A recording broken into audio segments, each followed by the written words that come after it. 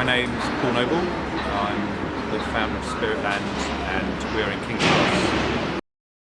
This is a place for people who love music to come and live out their fantasies. So it's several things. It's a cafe during the day where people come and have meetings and have lunch. We've got a full kitchen where we're serving, food from breakfast until late into the night.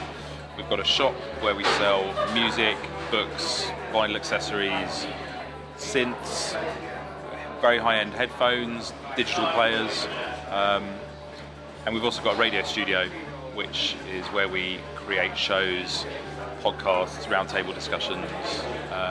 So it's a sort of full brand for music lovers, which we plan to put as much care and detail back into the music as possible. And we don't want to do it alone. We want to work with people. We want to work with collaborators and people to come and bring their ideas and their talents here. The music at Spiritland changes throughout the day, and it really dramatically changes the mood in the room. So the room itself is quite underdecorated, and it's just a bit of a blank template, which is workspace and cafe during the day, and then a bar at night. But depending on who's playing what, it totally changes the feel of the room. So it could be someone like Balin Leonard playing Americana and country, and it feels like you're in a bar in Nashville. Or it could be someone like Justin Robertson or Andrew Weatherall playing, really upfront electronic music and contemporary indie and psych rock, whatever. And suddenly it's like you're in the coolest, bar in Berlin. My music taste totally does dictate what happens at Spiritland, but I don't play here that often. I book people whose tastes I rate to play here, and they have an open hand to do whatever they want musically.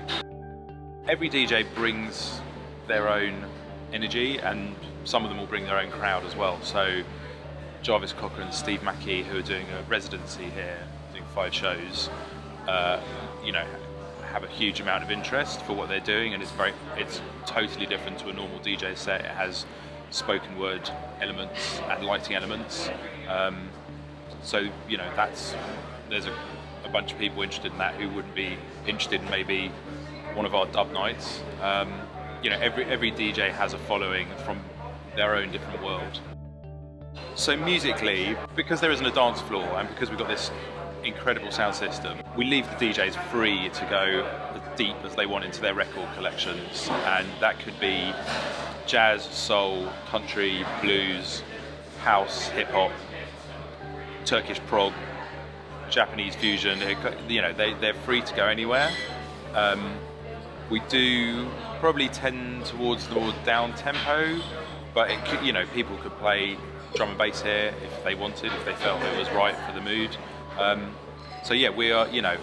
We're about letting people go absolutely crazy on their collections and about exploring music from the last sort of 70 or 80 years in depth as well, because there's so much good music which never really gets heard in public, and people just do it at home in their own. Everyone's got their private musical world, so we're saying, come and bring it here, let us know what you're listening to.